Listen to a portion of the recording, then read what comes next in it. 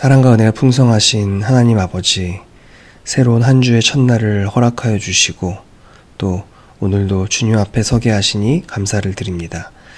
지난 한 주도 지키셨듯이 또 새롭게 시작하는 한 주도 주님 손안에 있음을 믿으며 우리의 마음과 계획과 걸음을 주님께 맡깁니다. 주님께서 함께 하시고 동행하여 주옵소서. 우리가 한 주 동안 또 해야 할 일도 많고 만날 사람들도 많고 감당해야 할 책임들이 많습니다. 조급함과 두려움 가운데 쉽게 끌려가지 않게 하시고 주님의 뜻 가운데 주님의 음성을 들으며 모든 걸음들 잘 걸어 나갈 수 있도록 주님께서 함께하여 주옵소서. 이 시간 말씀 읽고 묵상할 때 우리에게 지혜를 더하여 주시고 주님의 음성을 듣게 하시고 또 말씀 앞에 우리의 모습을 직면하는 시간 갖게 하여 주옵소서. 기도할 때에도 우리의 마음과 생각을 지켜주시고 주님의 뜻에 우리의 마음과 생각을 맞추게 하셔서 고요함 가운데 선명한 주님의 음성을 듣는 시간 가질 수 있도록 은혜를 베풀어 주옵소서. 예수 그리스도 이름으로 기도하옵나이다. 아멘. 오늘 우리에게 주신 하나님 말씀은 이사야서 9장 8절에서 10장 4절 말씀입니다.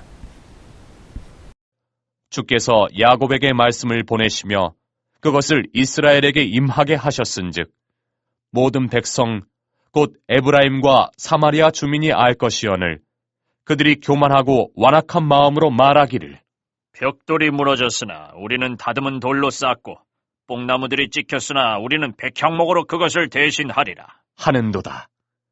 그러므로 여호와께서 르신의 대적들을 일으켜 그를 치게 하시며 그의 원수들을 격동시키시리니 앞에는 아람 사람이요 뒤에는 블레셋 사람이라.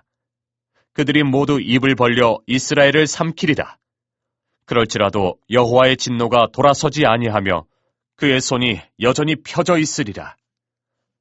그리하여도 그 백성이 자기들을 치시는 이에게로 돌아오지 아니하며 만군의 여호와를 찾지 아니하도다. 그러므로 여호와께서 하루 사이에 이스라엘 중에서 머리와 꼬리와 종려나무 가지와 갈대를 끊으시리니 그 머리는 곧 장로와 존귀한 자요 그 꼬리는 곧 거짓말을 가르치는 선지자라. 백성을 인도하는 자가 그들을 미혹하니 인도를 받는 자들이 멸망을 당하는도다. 이 백성이 모두 경건하지 아니하며 악을 행하며 모든 입으로 망령되이 말하니 그러므로 주께서 그들의 장정들을 기뻐하지 아니하시며 그들의 고아와 과부를 긍휼히 여기지 아니하시리라. 그럴지라도 여호와의 진노가 돌아서지 아니하며 그의 손이 여전히 펴져 있으리라. 대저 악행은 불타오르는 것 같으니 곧 찔레와 가시를 삼키며 빽빽한 수풀을 살라 연기가 위로 올라가게 함과 같은 것이라. 만군의 여호와의 진노로 말미암아 이 땅이 불타리니 백성은 불의 섭과 같을 것이라. 사람이 자기의 형제를 아끼지 아니하며 오른쪽으로 움킬지라도 줄이고 왼쪽으로 먹을지라도 배부르지 못하여 각각 자기 팔의 고기를 먹을 것이며 므낫세는 에브라임을 에브라임은 므낫세를 먹을 것이요 또 그들이 합하여 유다를 치리라. 그럴지라도 여호와의 진노가 돌아서지 아니하며 그의 손이 여전히 펴져 있으리라. 불의한 법령을 만들며 불의한 말을 기록하며 가난한 자를 불공평하게 판결하여 가난한 내 백성의 권리를 박탈하며 과부에게 토색하고 고아의 것을 약탈하는 자는 화 있을진저. 벌하시는 날과 멀리서 오는 환난 때에 너희가 어떻게 하려느냐? 누구에게로 도망하여 도움을 구하겠으며 너희의 영화를 어느 곳에 두려느냐? 포로된 자 아래에 구풀이며 죽임을 당한 자 아래에 엎드러질 따름이니라. 그럴지라도 여호와의 진노가 돌아서지 아니하며 그의 손이 여전히 펴져 있으리라. 네, 지난주 말씀 내용을 일단 먼저 좀 정리를 한번 해보겠습니다. 이사야가 너희는 누구를 의지할 것이냐 이렇게 계속해서 묻고 있었고 그 다음에 이제 아하스 왕은 하나님보다는 강대국 그 아수르를 이제 선택하는 그런 모습이 계속해서 있었습니다. 그리고 이제 어제 주일 큐티 본문을 보면은 어제 본문이 9장 1절에서 7절 말씀이네요.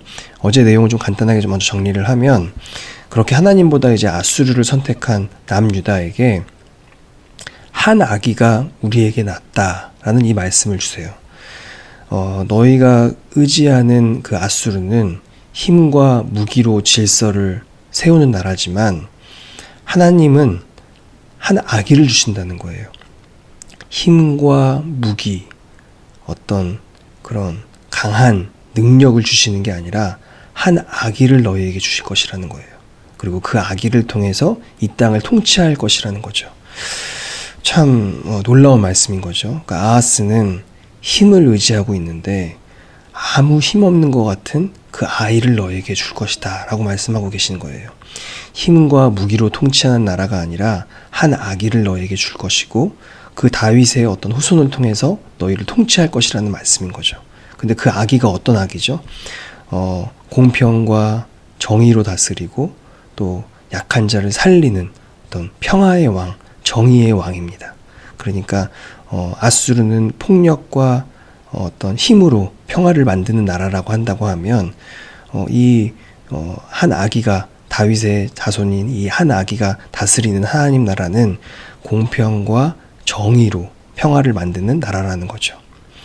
그래서 우리가 이 한 아기를 이제 그 평화를 온전한 평화를 이루시는 그 아기 예수 그리스도에 대한 어떤 예언으로 우리가 생각을 합니다.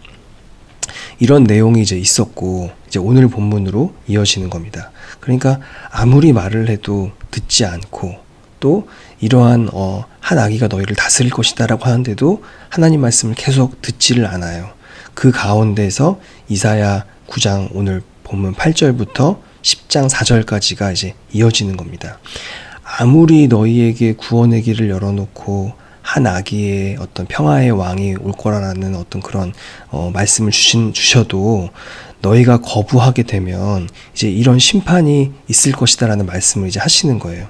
그리고서는 이제 북이스라엘을 향한 하나님의 심판을 4단계로 이제 보여주십니다.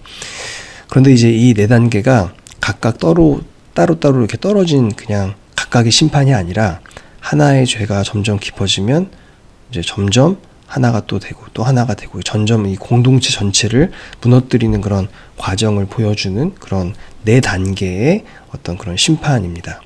그래서 이 각각의 그 심판 그 단락 마지막에는 어떤 말씀이 나오냐면은 그럴지라도 여호와의 진노가 돌아서지 아니하며 그의 손이 여전히 펴져 있으리라 라는 이 말씀으로 마지막을 항상 마무리를 해요. 그래서 총 4개의 심판이 나옵니다. 먼저 첫 번째 심판부터 한번 좀 차근차근히 볼게요. 첫 번째 심판은 교만으로 인한 심판입니다. 북이스라엘은 이제 이미 성벽이 무너졌고 이제 그런 그런 상황이죠. 그런데 이제 오늘 성경 말씀 보니까 성벽도 무너지고 나무가 잘려 나가고 이렇게 국력이 약해지는 상황 가운데서 하나님의 뜻을 묻는 것이 아니라 이런 어려운 상황 가운데 어떻게 말을 하냐면은 이렇게 얘기를 하는 거예요. 오늘 본문에 나오는데 벽돌이 무너졌으면 다듬은 돌로 다시 쌓으면 된다. 또 뽕나무가 베었으면 백향목으로 바꾸면 된다. 이렇게 말을 하는 거죠. 어떻게 보면은 되게 어떤 재건의 어떤 그런 강한 의지를 갖고 있는 그런 용기 있는 말처럼 들릴 수 있지만 사실 이 말의 어떤 그 기저에는 하나님을 인정하지 않는 게 깔려 있는 거죠. 교만이 깔려 있는 거예요. 하나님이 아무리 심판을 해도 우린 다 대책이 있다는 거죠. 무너지면 다시 쌓으면 되고 베어버리시면 다른 나무로 바꾸면 된다. 이제 이런 거죠. 하나님이 어떻게 심판을 하시든지 우리는 어떻게든지 다 회복할 수 있는 능력이 있다라는 겁니다.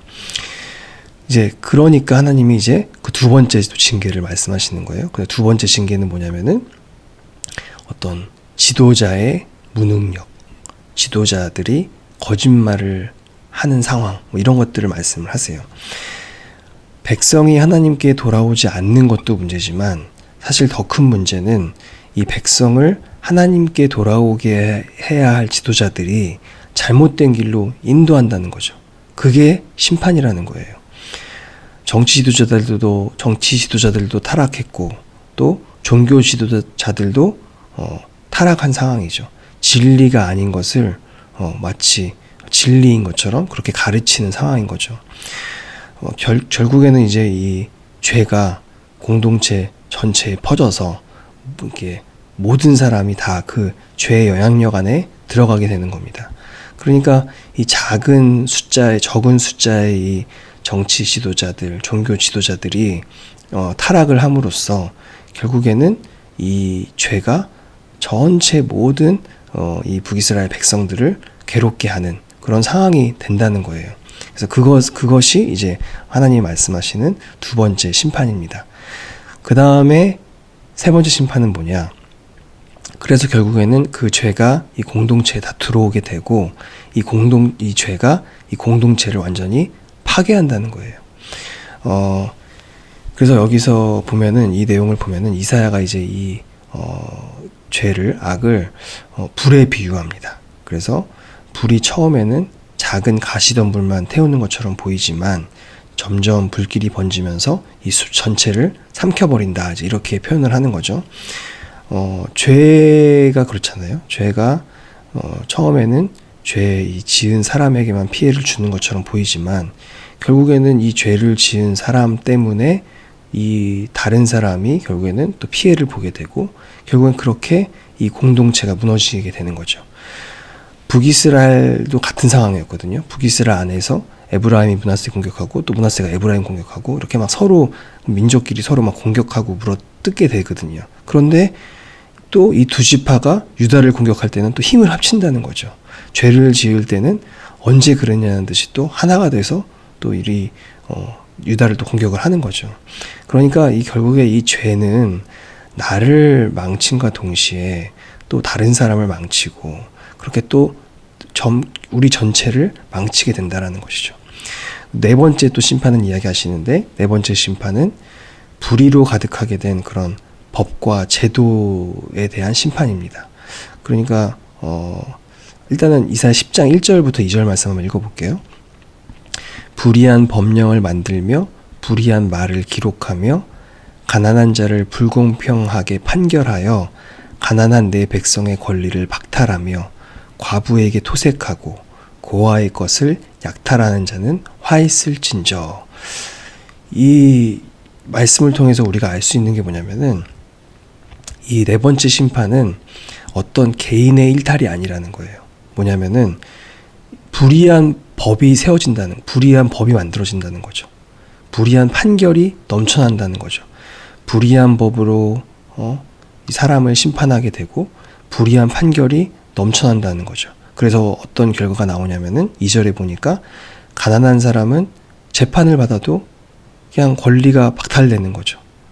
가부와 고아가 자기의 것을 빼앗기는 그런 일들이 생긴다는 거죠. 정당한 몫도 빼앗기고 힘 있는 사람들의 어떤 약탈 대상이 된다는 겁니다. 하나님이 이 사람들을 보호하라고 하셨는데 사람을 보호해야 될 법이 사람을 약탈하는 도구가 되는 거죠. 이러한 어떤 그런 무너진 사회 질서가 생긴 것이 심판이라고 말씀하고 있는 겁니다.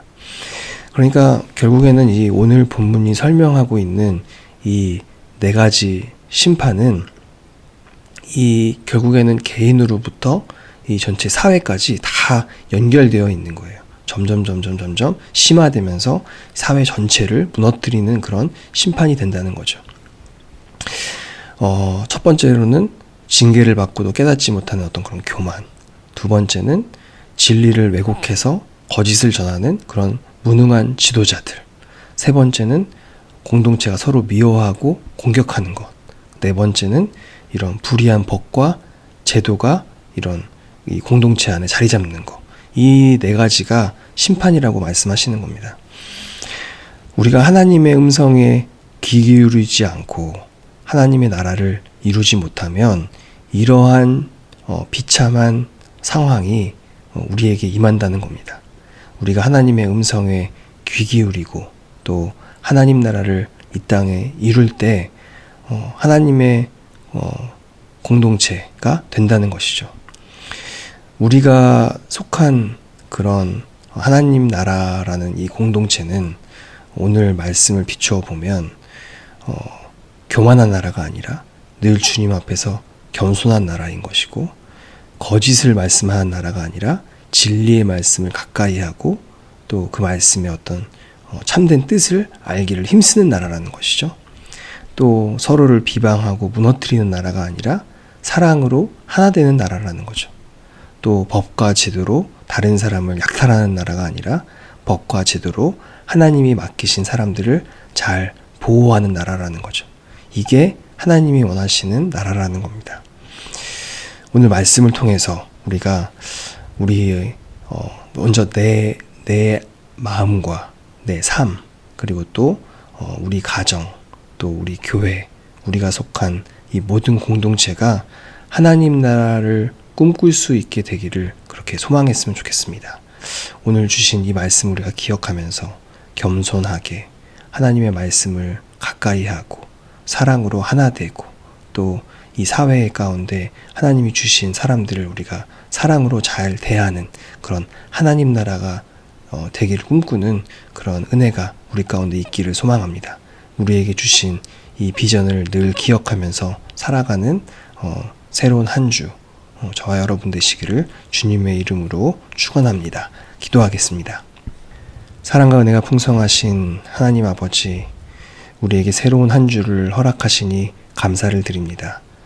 우리가 이번 한 주도 하나님의 말씀에 귀 기울이고 또 하나님의 나라를 이루는 것을 소망하며 살아가는 은혜가 있게 하여 주옵소서.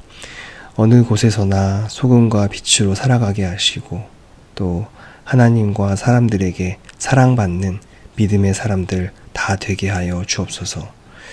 우리의 가정과 일터와 또 교회를 지켜주시고, 이번 한 주의 모든 만남과 일정들 가운데 주님께서 함께하여 주옵소서. 추운 겨울 날씨로 또 몸이 아픈 분들 많이 계십니다. 깨끗하게 나음을 얻게 하시고, 모든 성도들 한 주간 살아가는데 하나님 주신 생명력 넘치는 활기찬 한 주 살아갈 수 있도록 주님께서 동행하시고 새 힘을 허락하여 주옵소서. 이 모든 것 예수 그리스도 이름으로 기도하옵나이다. 아멘. 하늘에 계신 우리 아버지, 아버지의 이름을 거룩하게 하시며 아버지의 나라가 오게 하시며 아버지의 뜻이 하늘에서와 같이 땅에서도 이루어지게 하소서. 오늘 우리에게 일용할 양식을 주시고, 우리가 우리에게 잘못한 사람을 용서하여 준 것 같이 우리 죄를 용서하여 주시고, 우리를 시험에 빠지지 않게 하시고 악에서 구하소서. 나라와 권능과 영광이 영원히 아버지의 것입니다. 아멘.